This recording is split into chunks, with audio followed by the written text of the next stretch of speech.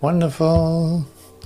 All right. Well, welcome. Welcome to the Zen in the New Testament. So Zen in the New Testament today feels like brand new. It's like, oh yes, Zen and the New Testament. How wonderful is that? So the preparation is always interesting because it's different. And the one thing that came to me today was that in Zen, in fact, you use no words in meditation. It's quiet, it's still, it's sitting. And we use words in meditation. So that's really different. And that makes it also letting everything, it's like letting everything become still. Here it is. And that can work really well. But see, you have your experience with meditation as well as I do. It's like the moments that it is completely quiet. What happens then? Is that necessarily an invitation to go deeper into your meditation? No, it's not. But how does it work in Zen meditation? That's something that we're going to find out today by just doing one. And there's an instruction that was in the book, The Treasure of the True Dharma Eye. There's a meditation Zazen instruction, and we're going to follow up on that. And of course we can't do all of it in terms of it's like, yeah, this is what you should wear, this is where you should sit on, and this is how it looks, and this is the room that you should use for that. So we limit that to what is possible, but that doesn't matter. And so the other part is we're going into Matthew 7 of the New Testament as part of the Sermon on the Mount. And here's the story of the parable of the man building his house on sand, building his house on, like, the comparisons of how to practice. You can listen to all beautiful words, you can do whatever you want with it, but if you don't apply it and accept it first and apply it, demonstrate it, then it can flush away with the first kind of tsunami. It's gone. And so Jesus gives instruction in that too, so how to practice, in fact. So that is interesting. And then there's more and stories, and stories in the sense of demonstrations of how this can work. But most of all, it's like we start with the meditation. And I really want to take a look at Matthew 7 too, because it is great practice to listen to it in a different way, and that is this is really for you. This is not for the ones that were listening to Jesus 2,000 years ago. It's like, no, this is for you. So then it suddenly is like an instruction and an honest look at yourself. It's like, what is it actually that I'm doing, and how does it work for me? So that's something that's coming up. I just wanted to put it out there. And there will be surprises too, like things that are coming up that I really feel like sharing, because it's open. It's not completely, I didn't completely say fill it in yet, this moment. So I love that space because it offers moments of quiet, for instance, or just staying in the quiet but listening to some music and deeply going into connection for yourself. The music then basically as a background, not as a medium to get yourself out of here or something.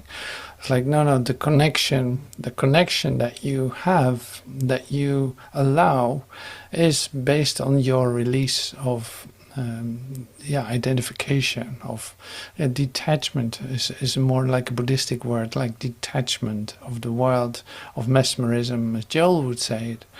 Like you let it fall apart for a moment in order to allow space. You vacate your mind, allowing space in your mind for the light to shine right through. Like there has to be sufficient space between your thoughts for the light to come into your mind, consciously, of course.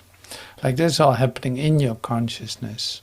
But if your superficial mind is cluttered up with ideas and with concerns and with occupations, then there's no way that you will experience light. Well, that would be the most natural thing that's going to happen to you.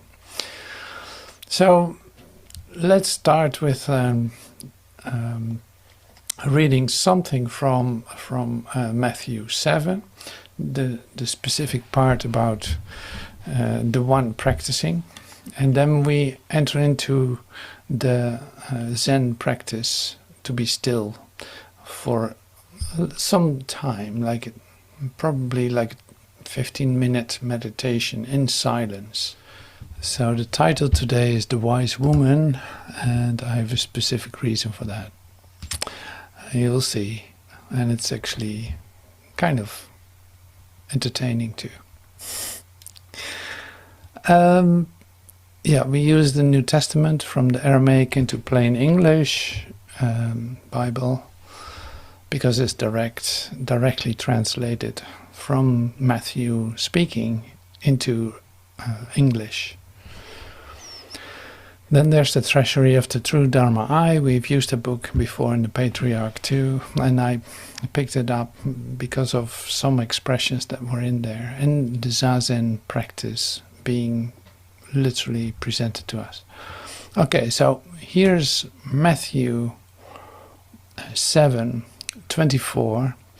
Now here's one thing regarding the design of this. It's like if you read it like this, it is already so different. It doesn't even look like Bible, does it?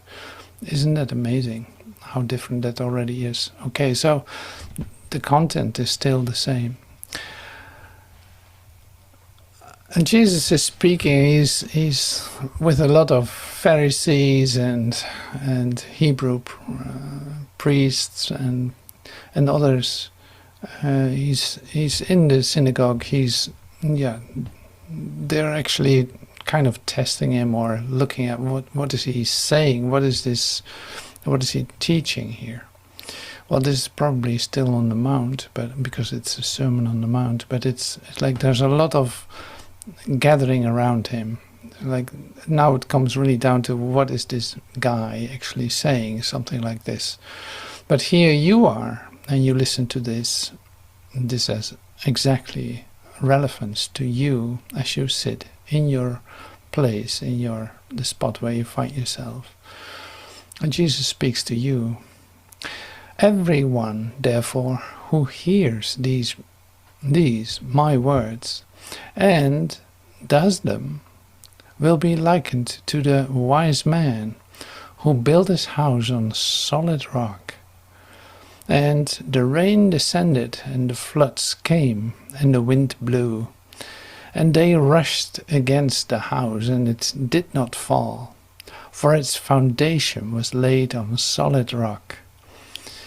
And therefore everyone who hears my words, but does not practice them, will be likened to the foolish man who built his house on the sand. And the rain descended, and the floods came, and the wind blew, and they rushed against that house, and it fell, and its fall was great. So here's like two ways of practicing. It's like, are you willing to actually apply what you learn and use it in your, like, are you taking time to let it come to your that it adds to your foundation of your practice? Like basically, are you actually applying what it says? Are you demonstrating that? Are you teaching that, you could say?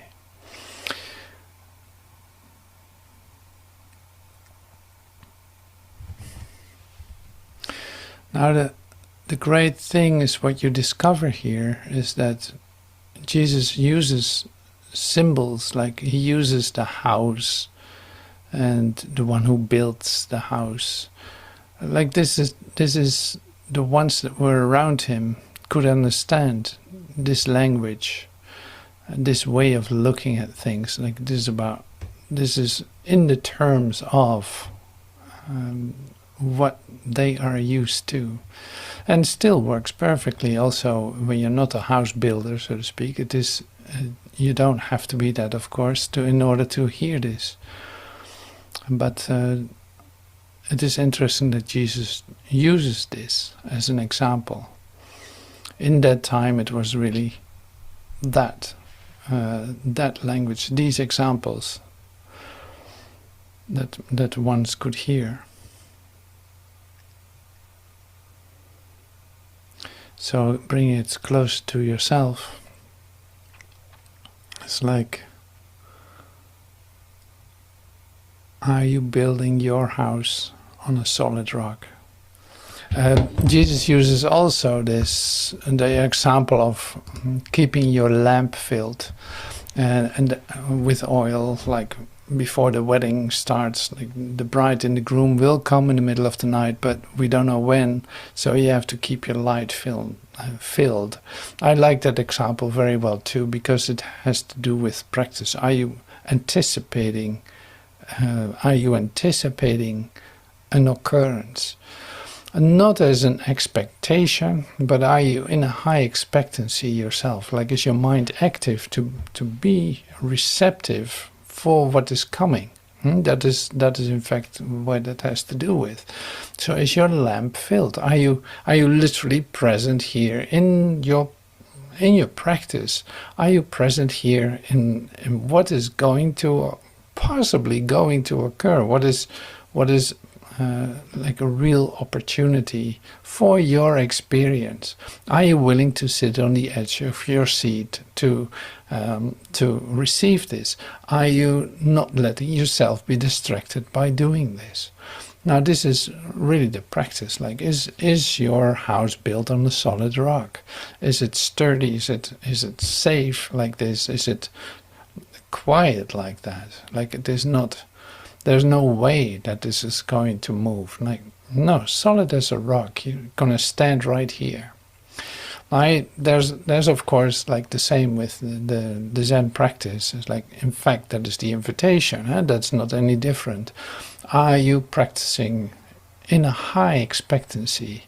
Because the high expectancy keeps your mind like curious about what is going to occur. Literally, like, all else doesn't matter for this moment. I want to know what this is. And like as a child waiting for its ice cream, when is the man giving the ice cream to me? It's like this is, it's comparable. Like, there's a high anticipation, and in that your mind becomes very active, because not that you're expecting anything, but you're in a state of high expectancy. And that is important, because that resonates, that opens up the possibility for a light experience in your mind. That is like, it is literally the only thing you want, is where this is about. It's like, this is the only thing I want. I don't want anything else. When that is total, you're completely open. And what happens is like, literally now it can come down to you, because you're right here, and your mind is completely opened up. Now, that's the Zen practice, of course, too. That's not any different. It is however it is used in Zen Buddhism, I don't know, because I was in a Zen meditation once, but not many times. So it's like, you just do with them the meditation, and first it looks like, okay, so it's about how I sit, and it's about what clothes I wear, it's about where I sit and how I look at the stone that's in front of me, or I don't really know what I'm doing here. And then suddenly something happens, and you discover there's quiet, there's centering, like a centering taking place within you. So this can be your experience in the Zen too. So here, what I'm actually emphasizing here is the idea of activating your mind, becoming in a high expectancy, being open to receive, letting everything else drop, and literally, like, you can't wait for that experience to come down to you. You cannot wait to love God with all of your heart. You can't wait to experience the peace that passes understanding. This is really what is offered. But I like that real activation. Like that real activation is not even a real doing, but it's a focus on, this is exactly what I want. Like, this is what I want. I don't want anything else. For this one moment, I allow that to be total. So this we use in the practice. I'm going to read some instructions, which is partly also a bit silly, but it's fun to do it this way. So what I'm going to do is read that to you. I got it right here.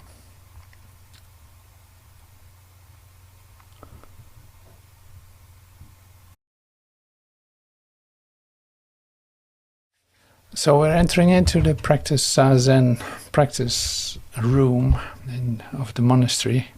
So welcome everyone, welcome. And I just thought it would be great to go through the seated meditation, just to have the instruction once, and what you do with that is up to you. I'm just reading the instruction to you, and while we're actually using this also to calm down and come into meditation, which will be right after this, right after the instructions. You'll hear a bell, and that will be the moment where we will be still. All right? So sit comfortably. I will tell you how you have to sit. So studying Zen is seated meditation.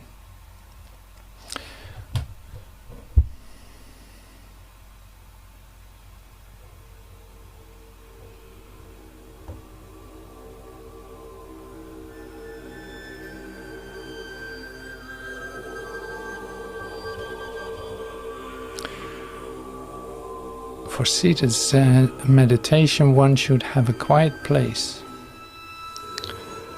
Spread a thick sitting mat. Do not let in drafts or vapors. Do not admit rain or dew. You should secure and maintain the place you use.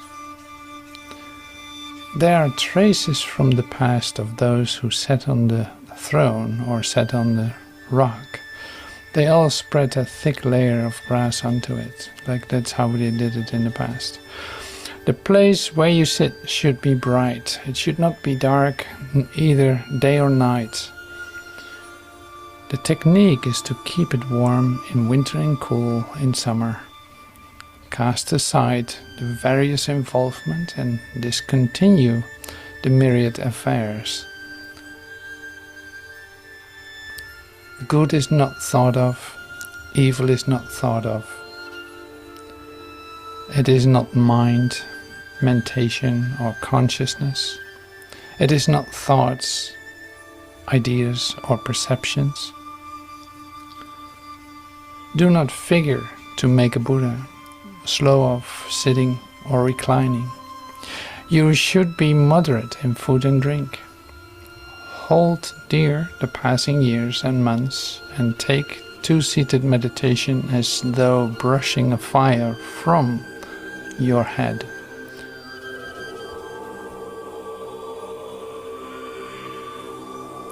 During seated meditation, you should wear a meditation suit. Put down a cushion. The cushion is not placed completely under your crossed legs, but only under the rear half, so that the sitting mat is beneath the folded legs and the cushion beneath the spine. This is the way that the Buddha after Buddha and ancestor after ancestor have sat during seated meditation. Assume either the semi-cross-legged or fully cross-legged sitting posture. For the fully cross-legged sitting posture, place your right foot on your left thigh and your left foot on your right thigh. The toes should be even with the thigh, not out of alignment. For the semi-crossed leg sitting posture, simply place your left foot on your right thigh. Loosen your upper robe and arrange it properly. Place your right hand on your left foot and your left hand on your right hand. Put the tips of your thumbs together. With your hands in this position, place them against your body so that the joint thumb tips are aligned with your navel. Straighten your body and sit erect. Do not lean to the left or the right, and do not bend forward or back. The ears should always be aligned with the shoulders and the nose aligned with the navel. The tongue should be placed against the front of the palate. The breath should pass through the nose. The lips and teeth should be closed.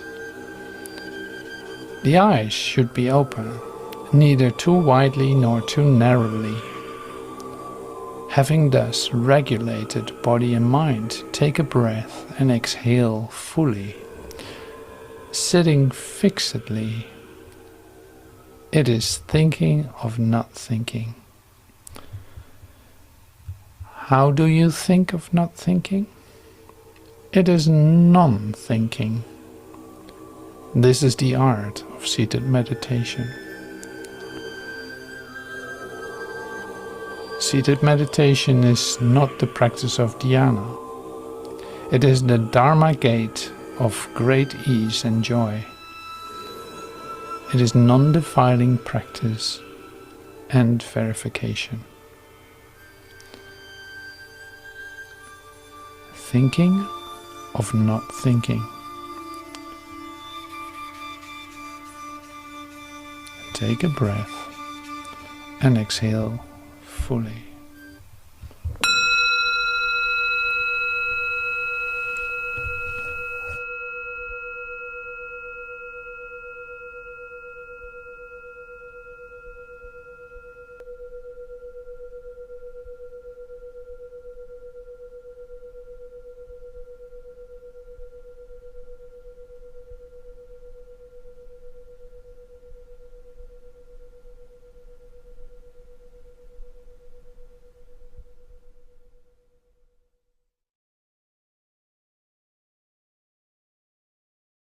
Thank you for joining. Thank you for joining. So this is the Zen meditation. You see that it's totally different to keep your eyes open and keep them, for instance, focus on like a stone like this, and just to, in fact, have total disinterest in what you're seeing, and that helps you to include it in that perception is meaningless, like to actually demonstrate that by you not being distracted. And it doesn't stop you from going within. And like the visual part, at least you have something to focus on, but the focus is not outside of you. So it's like you focus on not giving any attention or not giving any meaning to what you see. And a stone can be great for that because, yeah, why not? It is. There's nothing specific about it. Yeah, well, it's a stone. That's all. And a nice round stone. It is. That's it. But it's like you're not going to relate to it. You're not going to associate with it. You're not going to do all these things. It's like it's non-thinking. And I think that's what I really like about the Zen meditation. Also keeping the eyes partially open, not completely open. So to really stay in the quiet letting everything drop, in fact, letting it all fall apart. And now I use the bell, so that's being used. It's like to in fact, to start over again, or to recenter, or to continue and include the meaningless bell into that too. It doesn't have meaning. So I hope you had a good experience doing this. So this is very practical and practically useful to meditate like this. Like, this is really great, because basically you also discover when you close your eyes that that's some kind of very comfortable, because you do that too when you go to sleep. You close your eyes, and that is part of the tradition of coming to quiet, coming to ease, coming to, in fact, to sleep. But here you actively are not engaging with the perception that you allow to be part of it too. So that's great progress. In fact, we practice this with the Course in Miracles too. In the beginning you close your eyes always, and then suddenly there's a lesson where it shifts, and you're being asked to open your eyes, to keep your eyes open or closed, whatever you want. Like, it's not a big deal, but it's like, it will be great if you open your eyes. And opening your eyes is not withholding you from going within, deeply within. It has nothing to do with it. It's perfectly all right. Oh, anyway, so that's enough instruction for now. But you can practice with it, and also sitting in some kind of, your legs crossed, or however you do that. It is not that is a must do this way, not at all. But you can practice with it and see if it works for you. At least a good straight up position is of course good for the energy flow through your spine, or through, is it really the spine where the energy is moving through? Well, you discovered it isn't. Like, there's a light body within you where literally energy goes up and down, and you can feel that moving during meditation too. And I have always a hard time talking about it, because like this here is open. Like, you can say 7th chakra, my crown chakra is open. It has been opened.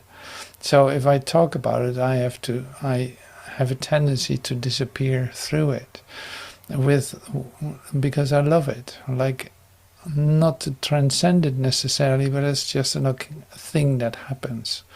So this energy that's moving through your system is something that is the easiest with a straight spine.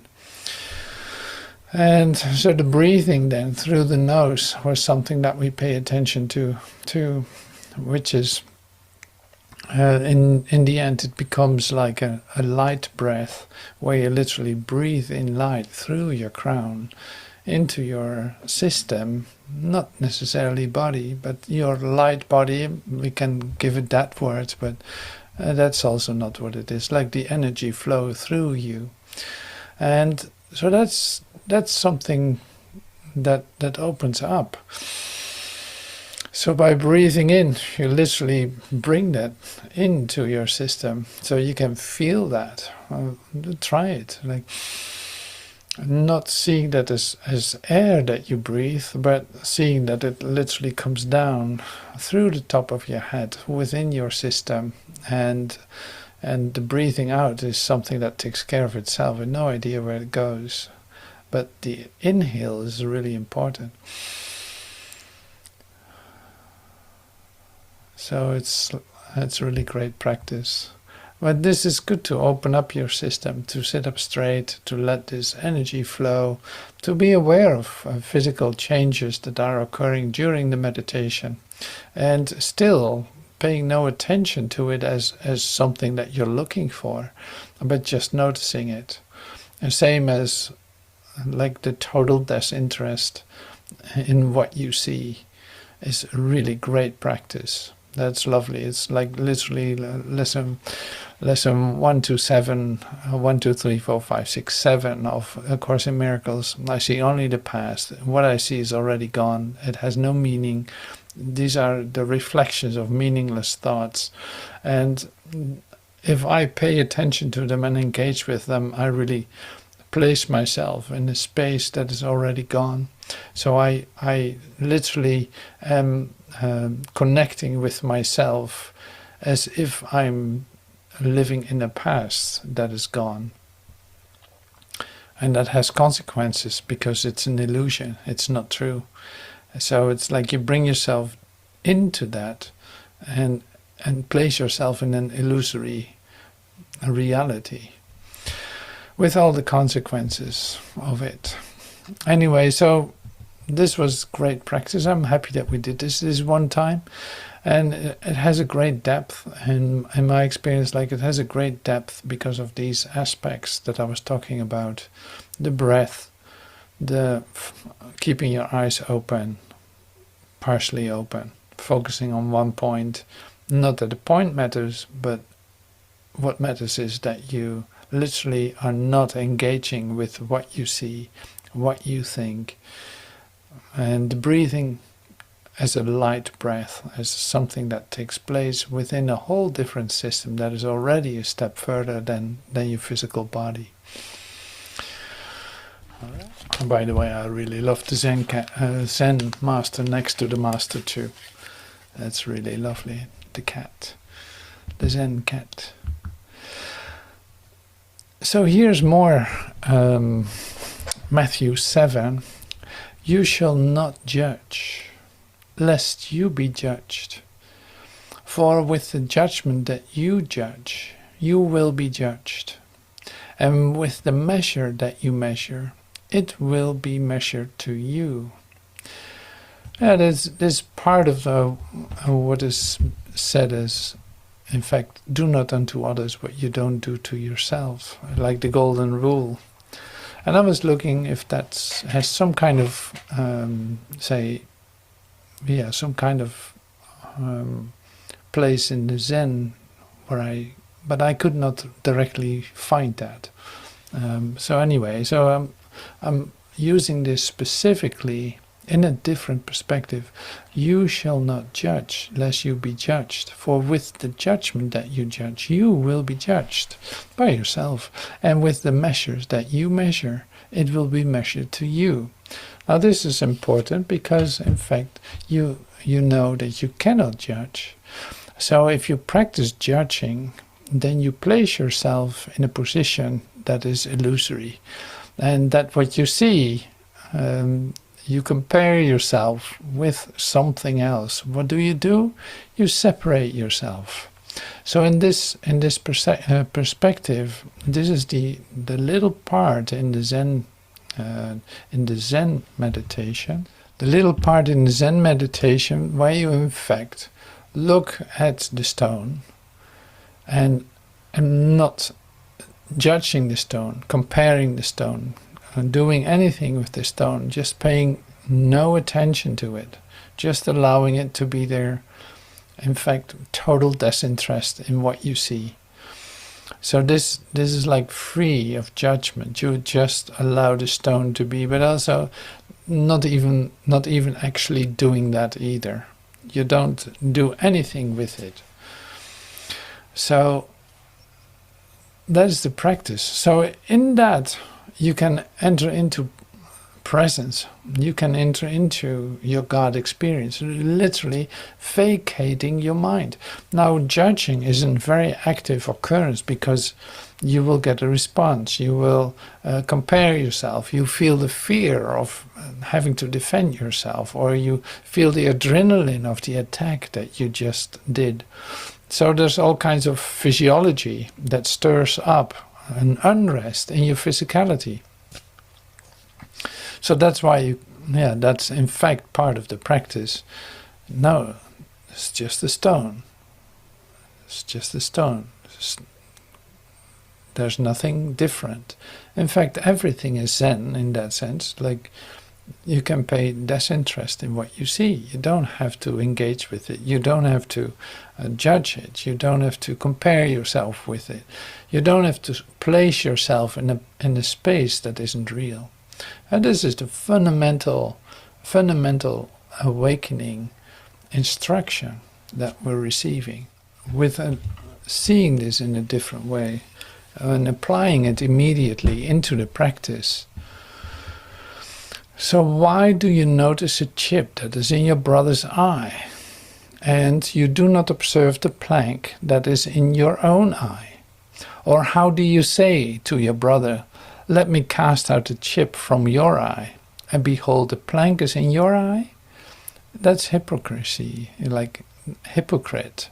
First, cast out the plank from your eye, and then you will see to cast out the chip from your brother's eye. So that's a continuation of the idea of judgment.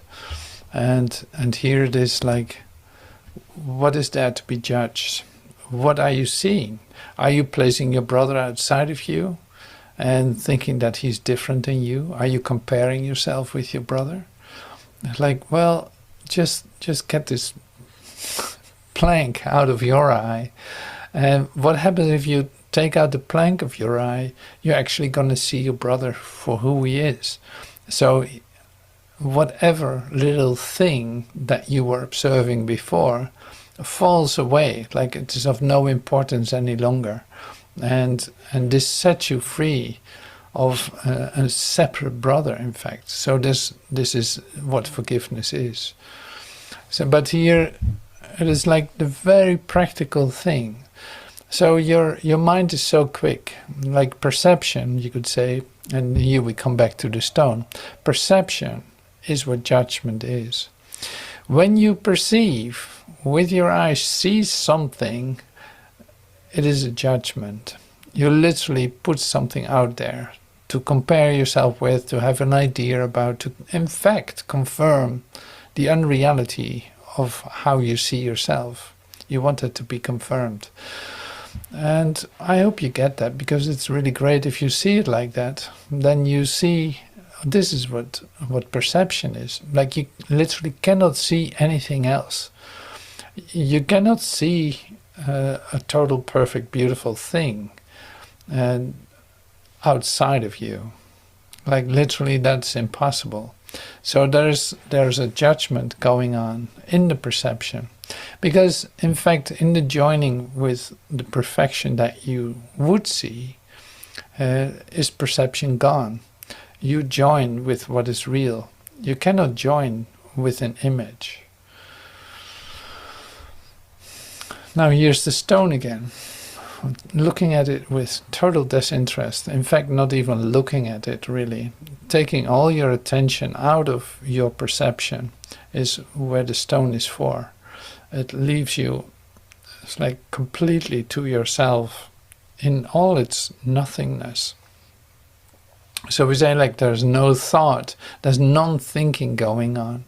There's no thought, no judgment, no perception that makes any sense, that you use, or that is important in that moment. No, it's only to bring your mind into a state of openness, of rest, of presence, but not of judgment or anything. So in that sense, it fits perfectly with our Zen practice. So here's our Buddha Sakyamuni. Buddha Sakyamuni came back from Tibet, and he said this: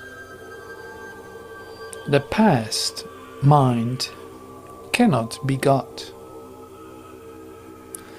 The present mind cannot be got. The future mind cannot be got.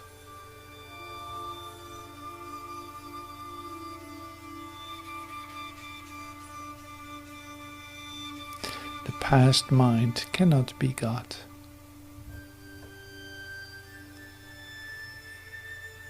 Cannot be grasped. The present mind cannot be got.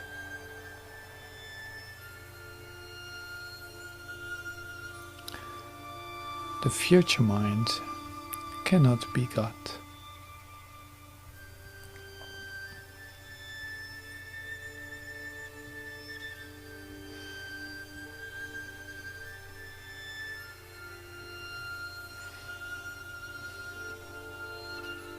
So once great Zen master JZ, as I call him, was asked by a monk, "What is the old Buddha mind?"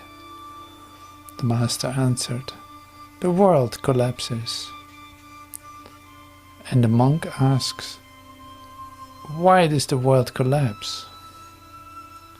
The master answered, "How could it be without me?"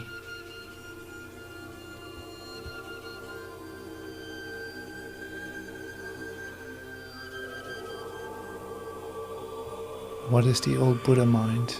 The world collapses, like you're gone. Why does the world collapse? Well, the world doesn't exist without me. Like, if I don't pay attention to it, if I don't value it, it will be gone, it will collapse.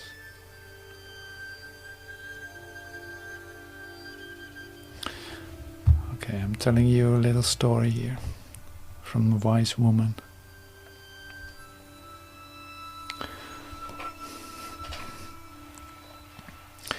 Chen Master X of Longtan was headed to join a community.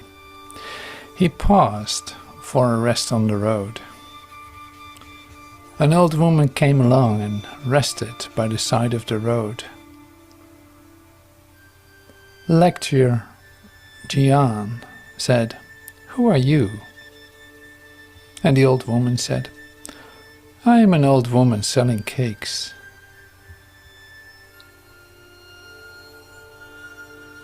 Deshan said, "Well, sell me a cake."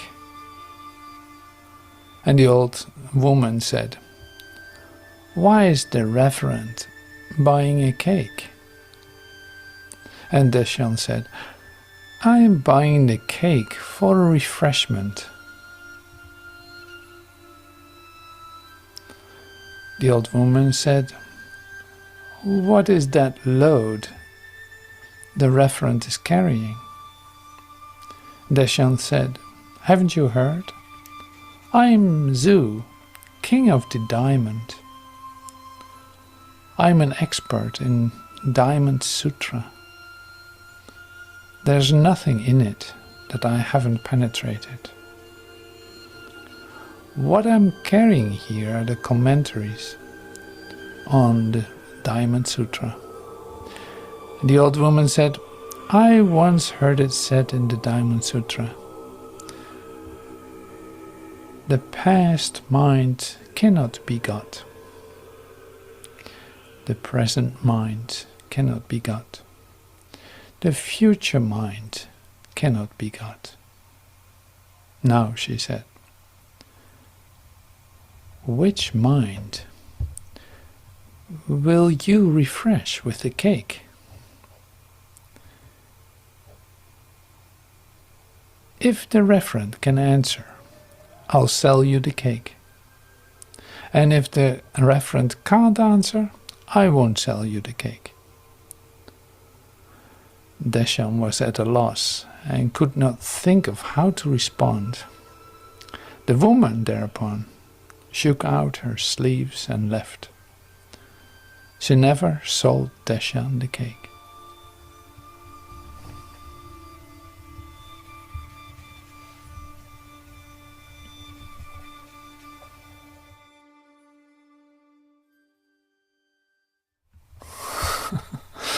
So I thought it was a great story.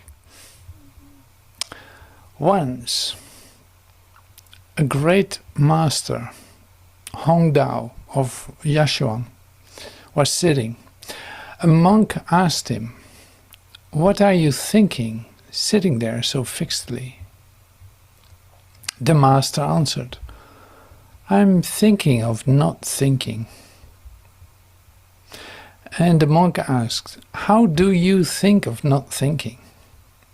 The master answered, "Non-thinking."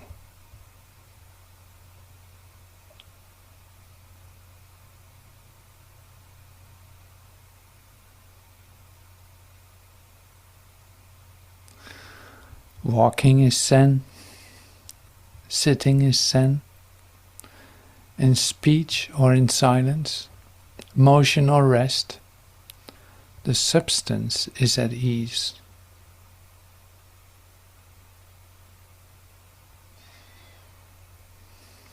So, and here are some koans to help you in non-thinking. How can you produce a mirror by polishing a tile?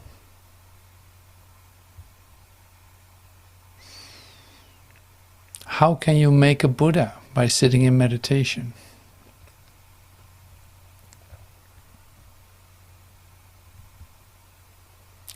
How can you produce a mirror by polishing a tile?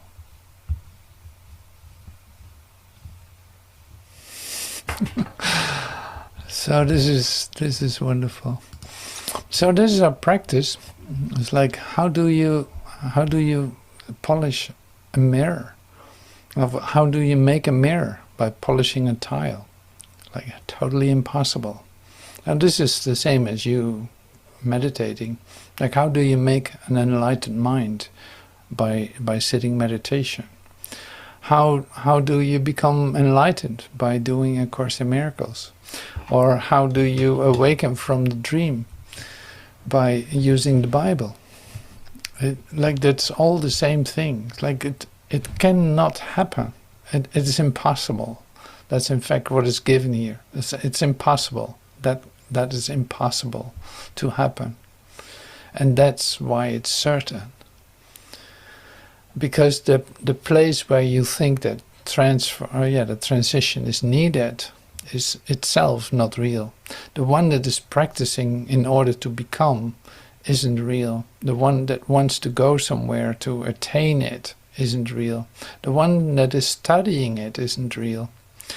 So this places you always, and I think with Zen can bring that so beautifully to the spot where you can actually feel that, the total impossibility.